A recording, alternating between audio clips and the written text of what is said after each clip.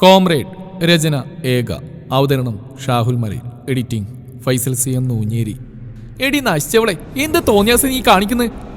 അവരുടെ മുമ്പിൽ നിന്ന് ഓപ്പോൾ ഉറഞ്ഞു തുള്ളുകയായിരുന്നു. എനിക്ക് അന്നേ ഉറപ്പുണ്ടായിരുന്നു ഇവൻ നിന്റെ ആളാണെന്ന്. അഴിഞ്ഞാട്ട് ആരും കാണൂലെന്ന് വിചാരിച്ചോടി ആസത്തെ. ഓപ്പോൾ ശിവയെ പിടിച്ചടിക്കാനായി കൈയോങ്ങി. പെട്ടെന്ന് അശ്വിൻ ആ കയ്യിൽ കയറി പിടിച്ച്. ദേ തള്ളേ, ഞാൻ മുമ്പ് നിങ്ങളോട് പറഞ്ഞിട്ടുണ്ടോ എന്റെ പെണ്ണിനെ വേണ്ടാത്ത പറയരുതെന്നോ? അശ്വിൻ ദേഷ്യത്തോടെ പറഞ്ഞു. ഓഹോ, ഞാൻ പറയുന്ന കുറ്റം നിങ്ങൾക്കെല്ലാം കാണിക്കാല്ലേ?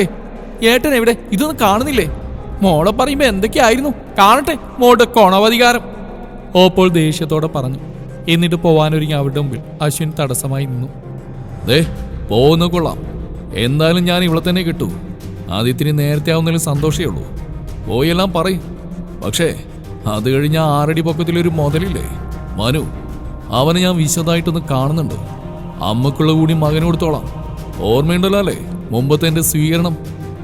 അശ്വിൻ കൈ രണ്ടൊന്ന് മുകളിലേക്ക് ഉയർത്തി മുഷ്ടിയൊന്ന് ചുരുട്ടി ഒരു പുൻസിരിയോടെ പറഞ്ഞു.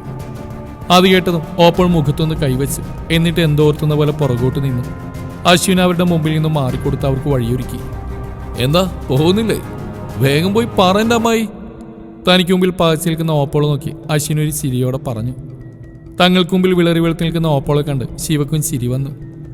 ഇതെന്താ അമ്മായി മിഴിച്ചിരിക്കുന്നേ? വേഗം പോയി പറ, എനിക്ക് കെട്ടാൻ മുട്ടി നിൽക്കുക. അശ്വിൻ വീണ്ടും താഴ്മയോടെ പറഞ്ഞു. അത് പിന്നെ ഞാൻ. ഓപ്പോൾ വിക്കി വിക്കി പറഞ്ഞു. എങ്ങോട്ട്? വേഗം പോയി പറ. അല്ലേ വേണ്ട, ഞാൻ തന്നെ പറയാം. അച്ഛാ അച്ഛാ. അശ്വിൻ ഉറക്കെ വിളിക്കുന്ന കേട്ട് ശിവയും ഓപ്പോളും പകച്ചു നിന്നു. അപ്പോഴേക്കും ശബ്ദം കേട്ട് ശിവൻ എത്തിയിരുന്നു. അദ്ദേഹം സംശയത്തോടെ എല്ലാവരെയും നോക്കി. ഒന്നുമില്ല അച്ഛാ, ഇവർക്ക് എന്തോ പറയാനുണ്ടെന്ന് അശ്വിൻ ഓപ്പോളെ ചൂണ്ടി പറഞ്ഞു. ശിവൻ ഓപ്പോളെ നോക്കി. അതൊന്നുമില്ല ഏട്ടാ, ഇവരൊക്കെ നല്ല കുട്ടികളാ, എത്ര ആത്മാർത്ഥമായിട്ടെല്ലാം ചെയ്യുന്നു. ഓപ്പോൾ അശ്വിനെ നോക്കി പറഞ്ഞു. അത് കേട്ട് ശിവ മിഴിച്ചു നിന്നു. ചിരി വന്നെങ്കിലും പിടിച്ചു നിന്നു. ആൺകുട്ടികളായ ഇങ്ങനെ വേണം, അല്ലാതെ മനുവിനെ പോലെ ഒന്നുള്ളതിലും നല്ലത് ഇല്ലാണ്ടിരിക്കില്ല തന്നെയാ. ശിവൻ അവരെ നോക്കി പറഞ്ഞു. ഓപ്പോൾക്ക് പറഞ്ഞ് ഇഷ്ടപ്പെട്ടില്ലെങ്കിലും അത് പുറത്തു കാണിക്കാതെ ഒരു ചിരിയോടെ നിന്നു. അവരെയും നോക്കിയ ശേഷം ശിവൻ അവിടെ നിന്നും പോയി. അതെ, കാര്യങ്ങൾക്കൊരു തീരുമാനമെങ്കിൽ ഒന്ന് പോയി തരുമോ? ഞങ്ങൾക്ക് കുറച്ച് പരിപാടിയുണ്ട്, അശ്വിൻ ഒരു കള്ളച്ചിരിയോടെ പറഞ്ഞു. ശിവയെ നോക്കി ദഹിപ്പിച്ച് അവരവിടെ നിന്നും പോയി. ഇത് എന്തൊക്കെയാ ഏട്ടൻ പറഞ്ഞ്? അവരടങ്ങിയിരിക്കും തോന്നുന്നുണ്ടോ? അവര് പോയ വഴിയെ നോക്കി ശിവ പറഞ്ഞു. അതൊക്കെ എനിക്കും അറിയാം. അവര് പറയുന്നതിന് മുമ്പ് കാര്യങ്ങൾ എനിക്കതിന് അച്ഛനോട് പറയണം, അശ്വിൻ ഗൗരവത്തോടെ പറഞ്ഞു. അപ്പോഴേക്ക് ലക്ഷ്മി അവിടേക്ക് വന്നു. മണവാട്ടിയായി ഒരുങ്ങി അവളെ ശിവ സ്നേഹത്തോടെ ചേർത്ത് പിടിച്ചു. അധികം വൈകാതെ അവിനാശും കുടുംബവും എത്തി. നിശ്ചയത്തിന്റെ ചടങ്ങുകളെല്ലാം നല്ല രീതിയിൽ തന്നെ അവസാനിച്ചു. അവിനാശിന്റെ അമ്മ ലക്ഷ്മിയുടെ കയ്യിൽ ഒരു വളയിട്ട് കൊടുത്തു. അവളെ ചേർത്ത് പിടിച്ച് നെറ്റിയിലൊരു ഉമ്മ കൊടുത്തു. ശിവൻ അത് കണ്ട് സന്തോഷത്തോടെ പാർവതിയുടെ ഫോട്ടോയിലേക്ക് നോക്കി. ഭക്ഷണമൊക്കെ കഴിച്ച് എല്ലാവരും ഇരിക്കുമ്പോഴാണ് അവിനാശിന്റെ അമ്മ ഒരു ചിരിയോടെ ശിവയുടെ അടുത്തേക്ക് വന്നത്. മോള് നന്നായിട്ട് പാടുമെന്ന് കേട്ടിട്ടുണ്ട്. അവളുടെ മുടിയിഴകളിൽ തഴുകിക്കൊണ്ട് അവർ ചോദിച്ചു. അവളുടെ അമ്മ നന്നായിട്ട് പാടുമായിരുന്നു, ഇവൾക്ക് അതൊക്കെ കിട്ടിയിരിക്കുന്നേ, ശിവൻ അഭിമാനത്തോടെ പറഞ്ഞു. ആഹാ, എന്നാൽ ഞങ്ങളൂടി കേൾക്കട്ടെ ആ ശബ്ദം, മോളൊന്ന് പാടിക്കേ, അവർ സ്നേഹത്തോടെ പറഞ്ഞു. എല്ലാവരും അത് ഏറ്റു പറഞ്ഞപ്പോൾ അവൾ പാടി.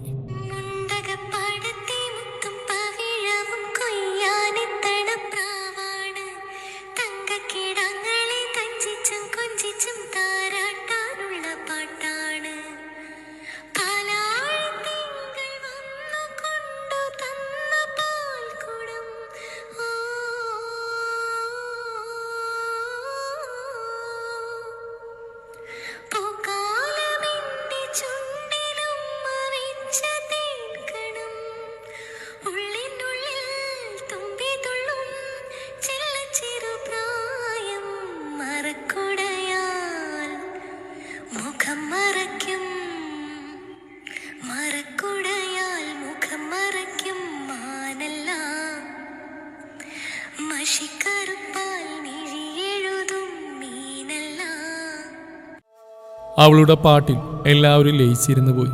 എല്ലാവരും അവളെ കൈയടിച്ച് പ്രോത്സാഹിപ്പിച്ചു. ആഘോഷങ്ങളെല്ലാം കഴിഞ്ഞ് എല്ലാവരും യാത്രയായി. അശ്വിനും കൂട്ടിന് യാത്ര പറഞ്ഞിറങ്ങി.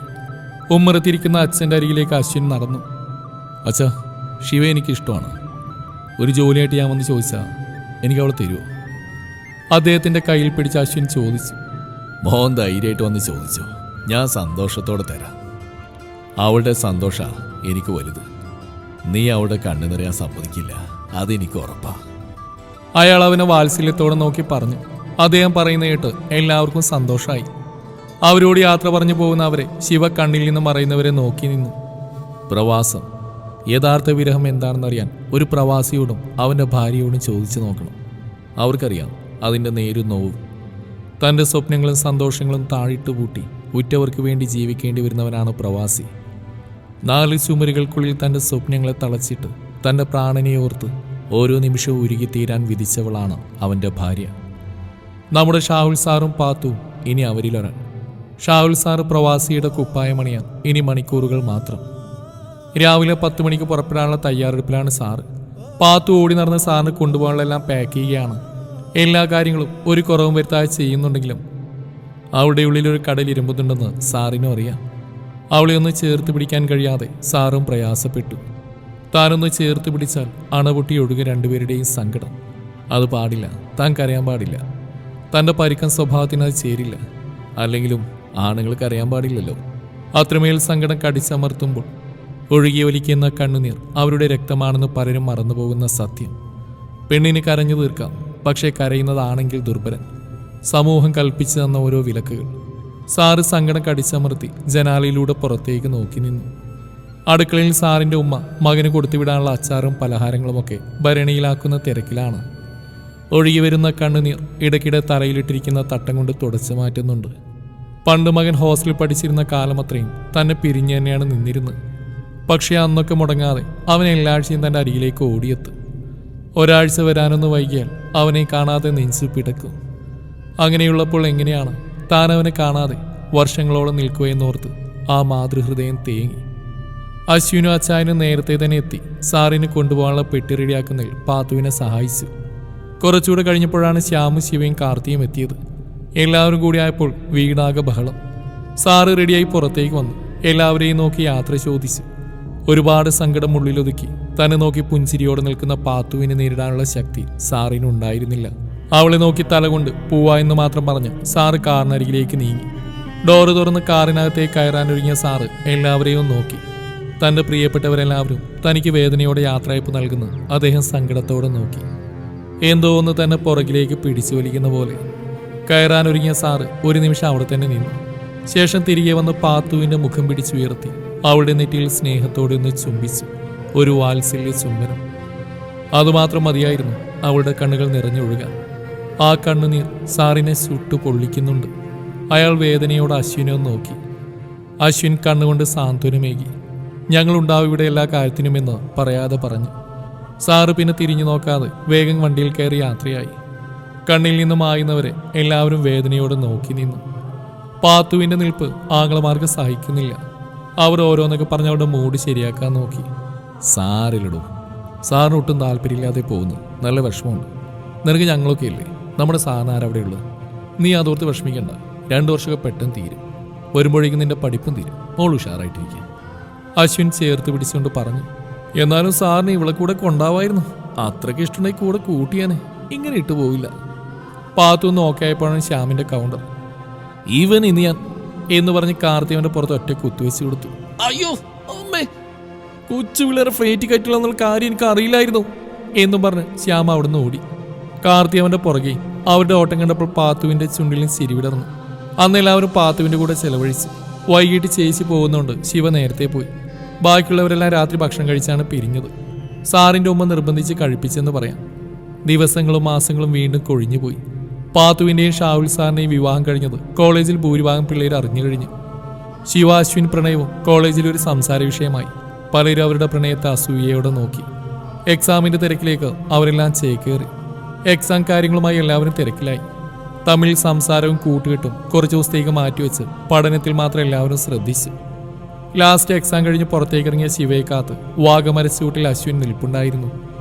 അവനെ കണ്ടതും അവളുടെ കണ്ണുകൾ വിടർന്നു. അവൻ്റെ പുഞ്ചിരിയിൽ അവൾ സ്വയം മറന്നു. കവിളകൾ ചുവന്നു തുടുത്ത നാണത്തോടെ തൻ്റെ അരികിലേക്ക് വരുന്ന തൻ്റെ പ്രണയത്തെ അവൻ വാത്സല്യത്തോടെ ചേർത്ത് പിടിച്ചു.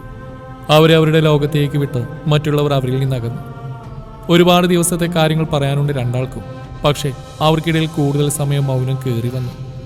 വാഗമരച്ചുവട്ടിൽ പൊഴിഞ്ഞു വീഴുന്ന ചുവന്ന പൂക്കളെ ശിവ തൻ്റെ കൈകളിലെടുത്തു പതിയെ ഒന്ന് ചുംബിച്ചു. അത് നോക്കി നിന്ന് അശ്വിൻ്റെ മുഖത്തൊരു കള്ളച്ചിരി വിരിഞ്ഞു. അവൻ്റെ ചിരി കണ്ടവൾ എന്താ എന്നുള്ള അർത്ഥത്തിൽ കണ്ണുകൾ കൊണ്ടൊരു ചോദ്യം ചോദിച്ചു. ഒന്നുമില്ല ശിവ, ഒരു നിമിഷം ഞാൻ ആഗ്രഹിച്ചു പോയി, ആ പൂക്കൾ ഞാനായിരുന്നെങ്കിലെന്ന്. നിന്റെ അതിരത്തോട് ഒരു നിമിഷമെങ്കിലും ചേർന്നിരിക്കാൻ തോന്നി. അവളുടെ കണ്ണുകളിലേക്ക് നോക്കി അവൻ പറഞ്ഞു. ശിവ നാണത്താൽ കുതിർന്നൊരു പുഞ്ചിരി അവന് നൽകി. അവളുടെ വലതുകരം അവൻ്റെ കൈക്കുള്ളിലാക്കി അവൻ മൃദുവായി ചുംബിച്ചു. നീ എൻ്റെ പ്രണയമാണ് പെണ്ണെ. ഇപ്പൊ നീ എൻ്റെ ജീവനും ജീവിതവുമായി മാറിയിരിക്കുന്നു. ഇവിടെ ഇപ്പോൾ ഞാനെന്ന സത്യമില്ല, നീ എന്ന രൂപവുമില്ല. എന്നിലാണിപ്പോൾ നീ, എന്നിൽ ജീവിക്കുന്നവൾ. എൻ്റെ ഓരോ ശ്വാസോച്ഛ്വാസത്തിലും ഇപ്പോൾ നിനക്കും അവകാശമുണ്ട് പെണ്ണെ. ഈ അശ്വിൻ അവസാന ശ്വാസം വരെ നിന്നെ ചേർത്ത് പിടിക്കും. നിന്റെ മടിയിൽ കിടന്നെനിക്ക് മരിക്കണം. അന്ന് നിന്റെ നെറ്റിയിൽ കാണുന്ന സിന്ദൂരത്തിന് മൂവന്തിയുടെ ചുവപ്പായിരിക്കും പെണ്ണെ. പ്രണയം അത് വാക്കുകൾ കൊണ്ട് നിർവചിക്കാൻ കഴിയില്ല. അത് വർണ്ണിക്കാൻ നിന്നാൽ തോറ്റുപോകും. ശിവയെ തന്നെ നെഞ്ചോട് ചേർത്ത് അശ്വിൻ പറഞ്ഞു. ഈ ഹൃദയമിടിപ്പ് നിൽക്കുന്നവരെ ഞാൻ നിനക്ക് വേണ്ടി ജീവിക്കും. ഇത് അശ്വിൻ തരുന്ന വാക്കാണ്. മരണം കൊണ്ടല്ലാതെ നമ്മളിനി ആർക്കും പിരിക്കാനാവില്ല. പറഞ്ഞു തീരുന്നതിന് മുമ്പ് ശിവയുടെ കൈകൾ അവൻ്റെ വായ്ക്ക് മുകളിൽ അമർന്നു കഴിഞ്ഞിരുന്നു. മരണത്തിന് പോലും നമ്മെ പിരിക്കാനാവില്ല അച്ചുവേട്ട, ശിവ പൂർത്തീകരിച്ചു. ഇതെന്താ ഇന്ന് മരണം കയറി വന്നിരിക്കുന്ന സംസാരത്തിൽ? ഈ വക സംസാരം എനിക്ക് ഇഷ്ടമില്ല കേട്ടോ, ശിവ കെറിവിച്ചുകൊണ്ട് പറഞ്ഞു. ഞാൻ വെറുതെ പറഞ്ഞവണ്ണേ, അങ്ങനെയൊന്നും ഞാൻ നിന്നെ വിട്ടു പോവില്ല. പക്ഷേ ഒരു 15 ദിവസം നിന്നെ കാണാനേ പറ്റൂ, അവനൊരു ചിരിയോടെ പറഞ്ഞു. അവൾ സംശയത്തോടെ അവനെ നോക്കി. ഡൽഹിയിലേക്ക് ചെല്ലാൻ പറഞ്ഞിട്ടുണ്ട്, പാർട്ടി ആവശ്യത്തിനാ. എന്തായാലും പോയേ പറ്റൂ. ഈ വരുന്ന തെരഞ്ഞെടുപ്പിനെ പറ്റിയ സ്ഥാനാർത്ഥികളെ തിരഞ്ഞെടുക്കാനുള്ള ചർച്ചയെല്ലാം നടക്കുന്നതാണ്. എനിക്കെന്തായാലും പാർട്ടി നല്ലൊരു സ്ഥാനം തന്നെ തരും. അതുകൊണ്ട് എൻ്റെ മോള് കുറച്ച് ദിവസം ഒന്ന് ക്ഷമിച്ചേ പറ്റൂ. ഞാൻ പോയി പെട്ടെന്ന് വരും. ശിവയെ പറഞ്ഞു മനസ്സിലാക്കാൻ ഒരുപാട് പ്രയാസപ്പെട്ടു. ഒടുവിൽ പാതി മനസ്സോടെ അവൾ സമ്മതം മൂളി. രാവിലെയാണ് യാത്ര. ശ്യാമും കൂടെയുണ്ട്. പാർട്ടി ആവശ്യങ്ങൾക്ക് അവൻ തന്നെയാണ് എപ്പോഴും കൂട്ടിനുണ്ടാവാറ്. ദാന്തപ്പാ, എൻ്റെ പെണ്ണ് ഞാൻ നിന്നെ ഏൽപ്പിച്ച് പോവാ. വരുന്നവരെ പൊന്നുപോലെ നോക്കണം. ഞാൻ വന്ന് ഇവിടെ നീ എൻ്റെ കയ്യിൽ ഏൽപ്പിക്കുന്നവരെ ഇനി ഇവിടെ ഉത്തരവാദിത്വം നിനക്കുള്ളതാ. എന്താവശ്യത്തിന് കൂടുതൽ നിൽക്കണം കേട്ടോ. അവനൊരു പുൻസിരിയോടെയാണ് പറഞ്ഞതെങ്കിലും അച്ചായൻ്റെ ഉള്ളൊന്ന് പിടഞ്ഞു. പാത്തുവിനെ സ്നേഹത്തോടെ ചേർത്ത് പിടിച്ചു അശ്വിൻ. എൻ്റെ പാത്തുമ്മ, എങ്ങനെയാടി പൊട്ടത്തി, നിന്നെ കാണാൻ ഞാൻ 15 ദിവസം നിൽക്കുന്നു. പറഞ്ഞു വന്നപ്പോഴേക്കും അവൻ്റെ ശബ്ദം ഇടറിയിരുന്നു. പാത്തു അശ്വിൻ ബന്ധം വല്ലാത്തൊരു ആത്മബന്ധമായി മാറിക്കഴിഞ്ഞിരിക്കുന്നു. പരസ്പരം വേർപ്പെട്ടാലും വേർപ്പെടാത്ത എന്തോ ഒന്ന് അവർക്കിടയിലുണ്ട്. ലോകത്ത് എവിടെയും കാണില്ല ഇങ്ങനെ ഒരു ആംഗ്ലയും പെങ്ങളും. അവരുടെ സ്നേഹം കണ്ട് എല്ലാവരും പുഞ്ചിരിയോടെ നോക്കി നിന്നു. ശ്യാമു അശ്വിനും നേരത്തെ ഇറങ്ങിച്ചെന്നിട്ട് വേണം പോവാനുള്ള പാക്കിംഗ് ഒക്കെ ശരിയാക്കാൻ. അവർ പോകുന്നത് നോക്കി ബാക്കിയുള്ളവർ അവിടെ തന്നെ നിന്നു. രാത്രി താനും മകനും കഴിച്ച പാത്രങ്ങളെല്ലാം കഴുകി വെച്ച് അടുക്കളയെല്ലാം വൃത്തിയാക്കി ത്രേസ്യ വേഗം മകൻ്റെ റൂം ലക്ഷ്യമാക്കി നടന്നു. ഇലക്ഷൻ എക്സാമൊക്കെയായി അവൻ തിരക്കായതുകൊണ്ട് കുറച്ച് ദിവസമായി അവനോടൊന്ന് മനസ്സോടം സംസാരിച്ചിട്ട്. റൂമിലെത്തിയപ്പോൾ കണ്ടത് ശാന്തമായി ഉറങ്ങുന്ന തൻ്റെ മകനെയാണ്. അവരവൻ്റെ അടുത്തേക്ക് ചെന്ന് ഉറങ്ങിക്കിടക്കുന്ന തൻ്റെ മകനെ തന്നെ കുറച്ചു നേരം നോക്കി നിന്നു. അവൻ്റെ ചാച്ചനെ പോലെ തന്നെയാണ് അവനും. ഉള്ളിൽ എത്ര സങ്കടമുണ്ടെങ്കിലും പുറത്തൊരു പുഞ്ചിരിയോടെ എല്ലാം നേരിടും. തൻ്റെ വേദന ആരെയും അറിയിക്കില്ല. മറ്റുള്ളവർക്ക് വേണ്ടി എന്ത് ത്യാഗവും ചെയ്യും. പാവം. ഉറങ്ങിക്കിടക്കുന്ന മകനെ നോക്കി അവർ മനസ്സിൽ പറഞ്ഞു. അവൾ അവൻ്റെ മുഖത്ത് വീണ മുടിയിഴകൾ മെല്ലെ സൈഡിലേക്ക് ഒതുക്കി തലയിൽ മൃദുവായി ഒന്ന് തലോടി. അവനെ ഉണർത്താതെ വാത്സല്യത്തോടെ അവൻ്റെ നെറ്റിയിലൊന്ന് ചുംബിച്ചു. റൂമിൽ നിന്ന് ഇറങ്ങാൻ നേരവും അവനെ നോക്കിയിട്ടാണ് ത്രേസ്യ ആ മുറിവിട്ട് ഇറങ്ങിയത്. ശിവ ഓടുകയാണ് ഇരുട്ടിനെ കീറിമുറിച്ച്. അവിടെ ആർത്തനാദം ദൂരേക്ക് കേൾക്കാം.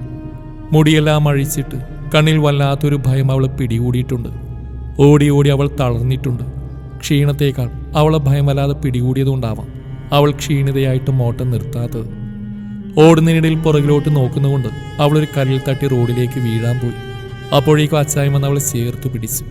പേടിയോടെ തന്നിറുകിയ ശിവയുടെ കൈകൾ തന്നിൽ നിന്നും മെല്ലെ അടർത്തി മാറ്റി അവളുടെ മുഖം പിടിച്ച് തനിക്ക് അഭിമുഖമായി നിർത്തി. അവളുടെ മുഖം കണ്ടതും അച്ചായനൊരു നിമിഷം പേടിച്ച് പുറകോട്ട് മാറി നിന്നു. രക്തത്താൽ കുളിച്ച മുഖം, പക്ഷെ മുഖത്തുനിന്നൊരു മുറിവ് പോലുമില്ലാത്ത അവൻ അത്ഭുതപ്പെടുത്തി. ശിവ, പേടിച്ച് കരയുന്ന അവളെ അവൻ തൻ്റെ നെഞ്ചോട് ചേർത്തു. പെട്ടെന്ന് അവളുടെ കരച്ചിൽ മാറിയതൊരു പൊട്ടിച്ചിരിയായി. ഒരുപാട് നേരം ഭ്രാന്തിയെപ്പോലെ അവൾ ആർത്തി ചിരിച്ചു. അവിടെ ആ മാറ്റം കണ്ട് അവൻ സംശയത്തോടെ നോക്കി. അടുത്ത നിമിഷം ഒരു കൊച്ചുകുട്ടിയെപ്പോലെ അവൾ പൊട്ടിക്കരഞ്ഞു. അവളുടെ കണ്ണുനീർ അവൻ്റെ ഹൃദയത്തെ ചുട്ടുപൊള്ളിച്ചു. ഏയ് ഒന്നുമില്ല ശിവ, ഒന്നുമില്ല. മോള് കരയില്ലേ? ഞാനില്ലേ നിനക്ക്. അവളെ നെഞ്ചോട് ചേർത്തുകൊണ്ട് അവൻ വാത്സല്യത്തോടെ മുടിയിഴകളിൽ തഴുകി. പെട്ടെന്ന് അവൾ അവനിൽ നിന്ന് കുതറി മാറി. പോണം, എനിക്കിപ്പോ പോണം, എന്നോട് ചെല്ലാൻ പറഞ്ഞു. ഞാനിപ്പോ പോവും, എന്നെ കാത്തു നിൽക്കുന്നുണ്ട്. ഒരു ഭ്രാന്തിയെ പോലെ ചിരിച്ചും കരഞ്ഞവൾ പറഞ്ഞു. അവൻ അവൾ അത്ഭുതത്തോടെ നോക്കി. വീണ്ടും അവനിലേക്ക് അവളെ പിടിച്ചെടുക്കാൻ ശ്രമിച്ചപ്പോഴേക്കും അവൾ അവനെ തള്ളി മാറ്റി ചൂളം വിളിച്ചു വരുന്ന ട്രെയിനിന് മുന്നിലേക്ക് എടുത്തു ചാടി. ശിവ! അച്ചായൻ ഉറക്കത്തിൽ നിന്ന് ഞെട്ടിയെഴുന്നേറ്റു. ശിവ, തൻ്റെ ശിവ. ഇതുവരെ കാണാത്തൊരു ഭാവം അവളുടെ കണ്ണുകളിൽ. എന്താ ഇതൊക്കെ? ഇന്നും സന്തോഷത്തോടെ താൻ കാണാൻ ആഗ്രഹിച്ച അവളുടെ കണ്ണുകളിൽ സങ്കടം ഒരുപാടുണ്ട്. മുഖത്ത് പൊടിഞ്ഞ വിയർപ്പ് കണകളും മെല്ലെ തുടച്ചു മാറ്റി. ആ സ്വപ്നത്തിൽ നിന്നും അവന് വിട്ടുപോരാൻ സാധിക്കുന്നില്ല. തൻ്റെ ശിവയെ സ്വപ്നത്തിൽ പോലും ഇങ്ങനൊരു അവസ്ഥയിൽ താൻ കാണാൻ ഇഷ്ടപ്പെടുന്നില്ല. ആ സ്വപ്നത്തെ ഓർത്ത് അവൻ വല്ലാതെ വേദനിച്ചു. നേരം പുലരുന്നവരെ അവന് പിന്നെ ഉറക്കവും തിരിഞ്ഞുപോലും നോക്കിയില്ല. രാവിലെ അശാന്തമായ മനസ്സോടെ തന്നെയാണ് അവൻ എഴുന്നേറ്റത്. ആ സ്വപ്നം തന്നെ വിട്ടു പോകുന്നില്ല. കുളിച്ച് റെഡിയായി വരുന്ന തൻ്റെ മകനെ ത്രേസ്യ അത്ഭുതത്തോടെ നോക്കി. ഇതെന്തുവാടേ, സാധാരണ കോളേജില്ലാത്ത ദിവസം 10 മണി കഴിയാതെ എണീക്കാത്ത ആളാ, ഇന്ന് എന്തു പറ്റി? ത്രേസ്യ താടിയിൽ കൈവച്ച് അവനോട് ചോദിച്ചു. ഏയ് ഒന്നുമില്ലമ്മ, പള്ളിയിലൊന്ന് പോകണം, കുറച്ചായി ആ വഴിക്ക് പോയിട്ട്. അവൻ ഷർട്ടിന്റെ കൈ ചുരുട്ടി മോളിലേക്ക് വെച്ചുകൊണ്ട് പറഞ്ഞു. അയ്യോ, നീ പള്ളിയിലേക്കാണോ? എങ്കിൽ എന്നോട് നേരത്തെ പറഞ്ഞുകൂടായിരുന്നോ? ഞാനുണ്ട് പള്ളിയിലേക്ക്. നീ കാപ്പി കുടിക്കുമ്പോഴേക്ക് അമ്മച്ചി ഷടയെന്ന് റെഡിയായിട്ട് വരാം. അവനുള്ള പ്രാതൽ ഡൈനിങ് ടേബിൾ വെച്ചുകൊണ്ട് ത്രേസ്യ പറഞ്ഞു. അച്ചായൻ അവരെ നോക്കിയൊന്ന് പുഞ്ചിരിച്ചു. ഒന്നും തൊണ്ടയിൽ നിന്ന് ഇറങ്ങുന്നില്ല. സ്വപ്നത്തിൽ കണ്ട ശിവയുടെ മുഖം തന്നെ വല്ലാതെ അലട്ടുന്നു. അവൻ കാപ്പി കുടിച്ചെന്ന് വരുത്തി ധൃതിയിൽ കാറിനടുത്തേക്ക് നീങ്ങി. അപ്പോഴേക്കും ത്രേസ്യ റെഡിയായി വന്നിരുന്നു. അവൻ വണ്ടിയെടുത്ത് പള്ളി ലക്ഷ്യമാക്കി നീങ്ങി. യാത്രയിലുടനീളം മൗനം തന്നെയായിരുന്നു. ത്രേസ്യയൊന്നും സംസാരിച്ചില്ല. അല്ലെങ്കിലും തൻ്റെ ഇച്ഛായൻ്റെ കുഴിമാടത്തിലേക്ക് പോകുമ്പോൾ അവരെന്നും നിശബ്ദയായിരിക്കും. തൻ്റെ പ്രിയപ്പെട്ടവനുമായിട്ടുള്ള പഴയകാല ഓർമ്മകൾ അന്നേരം അവരെ വല്ലാതെ അലട്ടും. കുറച്ചു സമയത്തെ യാത്രയ്ക്ക് ശേഷം അവർ പള്ളിയിൽ എത്തിച്ചേർന്നു. ത്രേസ്യ നേരെ പോയത് കുടുംബകലറിയിലേക്കാണ്. അമ്മച്ചിയെ ഒറ്റയ്ക്ക് വിട്ട് അവൻ നേരെ തിരുരൂപത്തിനടുത്തേക്ക് ചെന്നു. മുട്ടുകുത്തി ആ രൂപത്തിനു മുമ്പിൽ അവൻ മനമുരുകി പ്രാർത്ഥിച്ചു. കർത്താവേ, എനിക്ക് തന്നില്ലെങ്കിലും വേണ്ടില്ല, അവളുടെ മുഖത്ത് ഇന്നും പുഞ്ചിരി മാത്രം ഉണ്ടായാൽ മതി. അവളെന്നും സന്തോഷമായിട്ടിരിക്കുന്ന കണ്ടാൽ മതി എനിക്ക്. ആ കണ്ണ് നിറയാതെ നീ എന്നും സംരക്ഷിച്ചു കൊള്ളണേ. അവൻ ആ തിരുരൂപത്തിനു മുമ്പിൽ നിന്ന് ആത്മാർത്ഥമായി മനമുരുകി പ്രാർത്ഥിച്ചു. പള്ളിയിലെ പ്രാർത്ഥനയും കുർബാന കൈക്കൊള്ളലും കഴിഞ്ഞു നേരെ മാർക്കറ്റിൽ പോയി വീട്ടിലേക്കുള്ള സാധനങ്ങൾ വാങ്ങിച്ചാണ് അവർ തിരികെ പോയത്. രാവിലെ തൊട്ട് അടുക്കളയിൽ തിരക്കിട്ട ജോലിയിലായിരുന്നു ശിവ. ഇന്ന് കോളേജ് അവധിയായതിനാൽ എല്ലാ ജോലിയും അവൾ ഒറ്റയ്ക്ക് ചെയ്തു. എല്ലാം തീർത്ത് അരക്കാനുള്ള തുണികളും എടുത്ത് കുളത്തിലേക്ക് ഇറങ്ങാൻ തുടങ്ങിയ ശിവയുടെ കൂടെ മുത്തശ്ശിയും കൂടി. ആ പടവിലൊക്കെ നല്ല വഴുക്കലാ കുട്ടിയെ, നീ ഒറ്റയ്ക്ക് പോവണ്ട, കൂട്ടിനെ ഞാനും വരാം. അവളുടെ കൂടെ നടക്കുന്നതിനിടെ അവർ പറഞ്ഞു. രണ്ടാളും കുളിയും നനയും കഴിഞ്ഞ് വീട്ടിലെത്തിയപ്പോൾ നേരം വൈകിയിരുന്നു. അച്ഛൻ ഇതുവരെ പറമ്പിൽ നിന്ന് വന്നില്ലേ? തുണികൾ ഓരോന്നായി അയയിൽ വിരിച്ചിടുമ്പോൾ ശിവ മുത്തശ്ശിയോട് ചോദിച്ചു. വന്നൂന്ന് തോന്നുന്നു, അവൻ്റെ ചെരുപ്പ് പുറത്തുണ്ട്. മുത്തശ്ശി ശിവൻ അഴിച്ചു വെച്ച ചെരുപ്പിൽ ചൂണ്ടിക്കൊണ്ട് പറഞ്ഞു. എല്ലാ തുണികളും വിരിച്ചിട്ട് ശിവ അകത്തേക്ക് പോയി. അച്ഛനെ തിരഞ്ഞ് ശിവന്റെ റൂമിലെത്തി അവൾ പേടിച്ച് പുറകോട്ട് നിന്നു. അടുത്ത നിമിഷം അച്ചായെ നലറിക്കൊണ്ട് അവൾ ആ റൂമിലേക്ക് ഓടി. അച്ചായെ നലറി വിളിച്ച് ശിവ അദ്ദേഹത്തിന്റെ അടുത്തേക്ക് ഓടി. ശിവൻ കട്ടിലിനോട് ചാരി നിലത്തിരിക്കുകയാണ്. ഇടത് കൈകൊണ്ട് തന്നെ നെഞ്ചിൽ അമർത്തി പിടിച്ചിട്ടുണ്ട്. അസഹ്യമായ വേദനയുണ്ടെന്ന് അദ്ദേഹത്തിന്റെ മുഖം വ്യക്തമാക്കുന്നുണ്ട്. കണ്ണുകളൊക്കെ തുറിച്ച് വരുന്നുണ്ട്. അച്ഛാ, ശിവ അദ്ദേഹത്തിന്റെ അടുത്തേക്ക് വന്ന് കരഞ്ഞുകൊണ്ട് വിളിച്ചു. അപ്പോഴേക്കും ശബ്ദം കേട്ട് മുത്തശ്ശി ഓടിയെത്തി. തന്റെ മകന്റെ കിടപ്പ് കണ്ട് ആ വൃദ്ധയും പേടിച്ച് കരഞ്ഞു. ഓനെ ശിവ, എന്താണോ നിനക്ക് പറ്റിയേ എന്ന് പറഞ്ഞ് അവര് ശിവന്റെ അരികിലേക്ക് ഇരുന്നു. അച്ഛാ, പാറൂട്ടിയെ വിളിക്കുന്നേ, എന്തു പറ്റി അച്ഛന്? ശിവ കരഞ്ഞുകൊണ്ട് അദ്ദേഹത്തിന് നെഞ്ച് തടവി കൊടുത്തു. മുത്തശ്ശി, അച്ഛനെ നോക്കിക്കോണേ, ഞാൻ വല്ല വണ്ടിയും കിട്ടുമോ നോക്കട്ടെ. ശിവ കരഞ്ഞുകൊണ്ട് പുറത്തേക്ക് ഇറങ്ങി. റോഡിലിറങ്ങി വരുന്ന വണ്ടിക്കൊക്കെ അവൾ കൈ നീട്ടി. പക്ഷെ ആരും തന്നെ വണ്ടി നിർത്തിയില്ല. ഇവിടെ നിന്നിട്ട് കാര്യമെങ്കിലും മനസ്സിലായതും ശിവ കരഞ്ഞുകൊണ്ട് കവലയിലേക്ക് ഓടി. ഇതേ സമയം ശിവയൊന്ന് കാണാതെ തന്റെ മനസ്സ് ശാന്തമാകില്ലെന്ന് മനസ്സിലാക്കിയ അച്ചായൻ വണ്ടിയെടുത്ത് ശിവയുടെ വീട്ടിലേക്ക് വിട്ടു. അവളുടെ വീട്ടിലേക്കുള്ള വളവ് തിരിഞ്ഞതും കരഞ്ഞുകൊണ്ട് ഓടിവരുന്ന ശിവയാണ് അവൻ കണ്ടത്. തലേ ദിവസം കണ്ട സ്വപ്നമാണ് ആ സമയം അവന് ഓർമ്മ വന്നത്. കരഞ്ഞുകൊണ്ട് ഓടിവരുന്ന അവളെ കണ്ടതും അവന്റെ ഉള്ളൊന്ന് ആളി. അവളുടെ അരികിൽ വണ്ടി നിർത്തി അവൻ വേഗത്തിൽ പുറത്തിറങ്ങി. അപ്പോഴാണ് ശിവ അച്ചായനെ കാണുന്നത്. ഹിച്ചായ, എന്റെ അച്ഛൻ! അവൾ പൂർത്തിയാക്കാനാവാതെ കരഞ്ഞു. എന്തു പറ്റി അച്ഛന്? അവൻ സംശയത്തോടെ ചോദിച്ചു. അവിടെ അച്ഛൻ! അവൾ എന്തൊക്കെയോ പറയാൻ ശ്രമിക്കുന്നുണ്ട്. പക്ഷേ പേടിയും സങ്കടവും കാരണം ഒന്നും മുഴുവനാക്കാൻ അവൾ കഴിയുന്നില്ല. നീ വണ്ടിയിലേക്ക് ശിവ എന്ന് പറഞ്ഞ് അച്ചായൻ വേഗം വണ്ടി സ്റ്റാർട്ട് ചെയ്തു. അവരെത്തിയപ്പോഴേക്കും ശിവന്റെ ബോധം പൂർണ്ണമായി പോയിരുന്നു. തുടരും ഈ കഥയുടെ ബാക്കി ഭാഗം നാളെ ഇതേ സമയം.